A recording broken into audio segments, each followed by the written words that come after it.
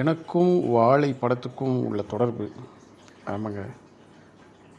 நீங்கள் பொதுவாக பார்த்தீங்கன்னா 2000க்கு முன்ன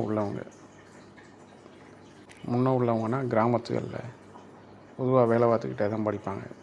சிலர் 9th வரைக்கும் படிப்பாங்க, 10th வரைக்கும் படிப்பாங்க, சிலர் 12th வரைக்கும் படிச்சுட்டு அதுக்கு மேலே படிப்பேன் நிப்பாட்டிடுவாங்க.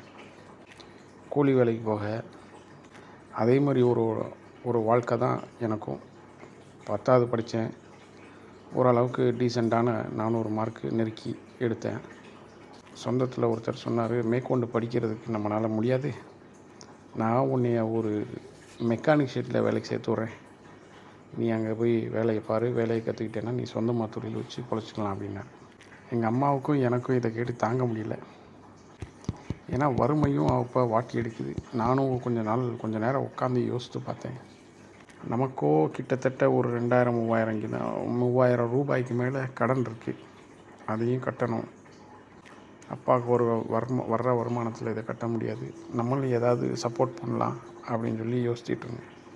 இப்போ நானும் முடிவு பண்ணிட்டேன், சரி மெக்கானிக் ஷெட்டுக்கு வேலைக்கு போயிடலாம் அப்படின்னு. அப்புறம் வேலைக்கு போயிட்டோம்னா அதோடையே நம்ம வாழ்க்கை போயிடும். கொஞ்சம் படித்து அப்போல்லாம் படிப்போட முக்கியத்துவம் கொஞ்சம் கொஞ்சமாக வெளியே தெரிய ஆரம்பிச்சிது. 98 99 காலகட்டங்களில் படிப்போட முக்கியத்துவம் வெளியில் கொஞ்சம் கொஞ்சமாக தெரிய ஆரம்பிச்சிது. அட்லீஸ்ட் நம்ம 12வது வரைக்கும் படிக்கலாம், ஏன்னா அது வரைக்கும் ஸ்கூல் ஃபீஸ் ஃப்ரீ தான். நம்ம இங்கே இருந்து ஏதோ ஊருக்கு லீவு நாட்களில் ஏதாவது ஒரு வேலையை பார்த்து நம்மளும் கொஞ்சம் சப்போர்ட் பண்ணிக்கலாம் அப்படின்னு நினச்சி படிக்க ஆரம்பித்தது. அப்புறம் கொஞ்ச நாள் வேலைக்கு போயிட்டுருந்தேன். கொடைக்கானலில் டீ ஆற்ற போவேன், திருப்பூர் பனியன் கம்பெனிக்கு கைமடிக்க போயிருக்கேன்.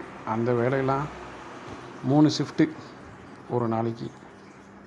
3 ஷிஃப்ட்டுனா காலையில் 7 மணிலேருந்து சாயந்தரம் 4 மணி வரைக்கும், அப்புறம் 6 மணிலேருந்து நைட்டு 12 மணி வரைக்கும், அப்புறம் 11:30 வரைக்கும், அப்புறம் 12 மணிலேருந்து காலையில் 6 மணி வரைக்கும். இப்படி தான் ஷிஃப்ட்டு. 3 ஷிஃப்ட்டு ஒரு நாளைக்கு பார்ப்பேன். வாரத்தில் 3 நாள் 4 நாள் 3 ஷிஃப்ட்டு பார்த்துருவோம். எப்படி நின்றுக்கிட்டே பார்க்கணும், கை முடிக்கிற வேலைனா. அதை பார்த்தவங்களுக்கு தெரியும் அது வேலை எப்படி இருக்குன்னு. இப்படியே கஷ்டப்பட்டுக்கிட்டே இருக்கமே, நம்ம கடனும் வாங்குகிற காசு வர்ற வருமானம் வட்டிக்கே போயிடுது.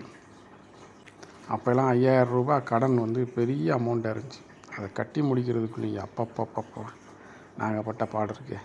சரி வட்டியோட வட்டியாக போகுது அப்படின்னு சொல்லிட்டு நமக்குன்னு ஊரில் வீடு, சொந்த வீடு, அது தவிர ஒரு சின்ன இடம் இருந்துச்சு.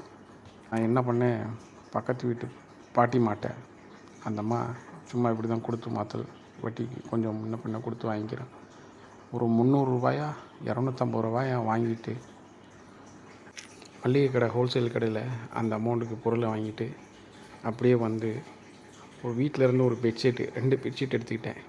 ஒன்று கீழே விரிக்க, இன்னொன்று மேலே நிழல் காண்டி போட்டு வாங்கின பொருள்லாம் தனித்தனியாக ஜாரில் போட்டு அடைச்சி அந்த இடத்துல போய் உட்காந்துட்டேன். அது எப்படிப்பட்ட இடம்னா, கொஞ்சம் மேட்டு பாங்காத பகுதி. அங்கே இருக்கிற ஒரு 100-150 குடும்பம் கீழே இறங்கி கீழே இருக்க கடைகளில் தான் வாங்கிட்டு மேலே வரணும். நான் என்ன பண்ணேன், அந்த எங்களோட இடம் போகிற வழியில் பாதியில் இருக்குது, போகிற வழியில் இடையில இருக்குது. அந்த இடத்துல தான் கீழே பெட்ஷீட்டை விரித்து மேலே ஒரு பெட்ஷீட்டை நிழல் காண்டி போட்டு கீழே உட்காந்துட்டேன். எனக்கு நல்ல ஞாபகம் இருக்குது, ஒரு அம்மா முத பொட்டுக்கடலை 1 ரூபாய்க்கு வாங்கினாங்க. அன்றைக்கி ஒரு நாளோட வியாபாரம் 20 ரூபா. இது நல்லா இருக்கே, இதே தொடரலாம் அப்படின்னு சொல்லிட்டு டெய்லி இதுவே கண்டினியூ பண்ண ஆரம்பித்தேன்.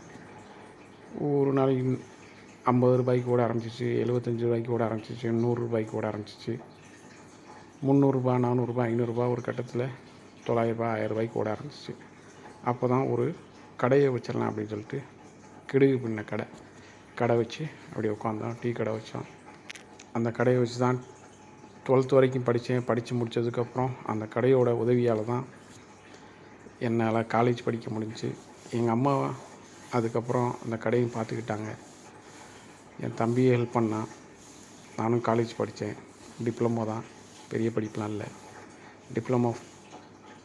அந்த படிப்பு வெளியில் போன அனுபவங்கள், நல்ல பல அனுபவங்களையும் நிறைய விஷயங்களையும் கற்றுக் கொடுத்துச்சு. அப்போ தான் புரிஞ்சிச்சு, கல்வி ஒரு மனுஷனோட வாழ்க்கையில் எப்படிலாம் முன்னேற்றத்தை கொண்டு வருதுன்றதுக்கு. அதுக்கப்புறம் கல்விக்கு, அதாவது படிக்கிறதுக்கு முன்னாடி நான் தான் முதல் தலைமுறை பட்டதாரி இல்லை, பட்டயப்படிப்பு பட்டதாரி. இன்றைக்கி என் குழந்த அந்த நிலைமையில் இல்லை. சின்ன பிள்ளைங்க தான், ஆனால் வேலை பார்த்துக்கிட்டே படிக்கணுன்ற அவசியம் இல்லை. அவங்களுக்காண்டி நிறைய விஷயங்கள் செய்கிறோம். அதே மாதிரி தான் அந்த 2000 காலகட்டத்துக்கு அப்புறம் இந்த 2K கிட்ஸ்லாம் கொடுத்து வச்சவங்க தான். ஏன்னா அதுக்கு முந்தைய உள்ள பெற்றோர்கள் ரொம்ப கஷ்டப்பட்டாங்க. படிக்கிறதுக்கே ரொம்ப கஷ்டப்பட்டோம். மேக்ஸிமம் அந்த காலகட்டத்தில் முதல் தலைமுறை பட்டதாரிகளை தான் வெளிவந்துகிட்டு இருந்தாங்க. ஏன்னா அவங்க பட்ட கஷ்டம் பெரிய கஷ்டம். அதனால் இப்போ உள்ள குழந்தைகளுக்கு அந்த கஷ்டத்தை கொடுக்கக்கூடாதுன்னு சொல்லி இப்போ நிறையா சொஃபஸ்டிகேட்டடாக வளர்க்க ஆரம்பிச்சிட்டாங்க. ஆனால் உண்மையை சொல்லப்போனால் சில கஷ்ட நஷ்டங்களை, வீட்டில் இருக்க கஷ்டங்களை பிள்ளைகளுக்கு சொல்லி வளர்த்தா தான் வீட்டோட அருமையும் புரியும், சமூகத்தோட ஒரு இணக்கமான வாழ்க்கையை அவங்களால வாழ முடியும்.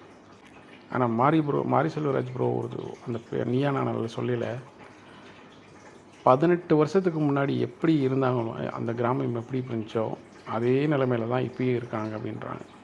இப்போ ஸோ கல்வியோட முக்கியத்துவத்தான புரிஞ்சு வச்சுருக்காங்க. இந்த வேலை பார்த்துக்கிட்டே படிக்கிறாங்க. படித்து முன்னுக்கு வரணும் அப்படின்ற ஒரு குறிக்கோளோடு படித்து முன்னேறி வராங்க. ஆனால் சொல்லப்போனால் அவங்களோட வலி மிகுந்த வாழ்க்கைக்கு முன்னாடி என்னோட கஷ்டங்கள்லாம் ஒன்றுமே இல்லை. என்னை மாதிரி நிறைய பேர் இந்த மாதிரி கஷ்டங்களை தாண்டி வந்து கல்வியால் முன்னேறி வந்தவங்க நிறையா இருக்காங்க. அவங்களெல்லாம் கேட்டிங்கன்னா இன்னும் பயங்கரமான உண்மைகளெல்லாம் சொல்லுவாங்க. இன்னும் அவர் சொன்ன மாதிரி அவங்க வாழ்க்கையெல்லாம் மேம்படணும், அவங்களும் முன்னேறணும். ஆனால் இந்த படம் முடிஞ்சு வெளியே வரையில் ஒரு கனத்த இதயத்தோடு தான் வெளியில் வர மாதிரி இருக்குது. இறைவனோட அருளால் அனைவரும் மீண்டு மேலெழுந்து முன்னேறி வர இறைவனை பிரார்த்திப்போம். நல்லதே செய்வோம், நல்லதே நினைப்போம், அடுத்தவர்களுக்கும் நல்லதே நினைப்போம், நல்லதே செய்வோம், கல்வி வெல்லும். என்னைப் போலவே மிக கஷ்டப்பட்டவங்க, மன கஷ்டம் உள்ளவங்களுக்கு எல்லாருக்குமே இந்த படம் ஒரு தொடர்பை ஏற்படுத்தியிருக்கு.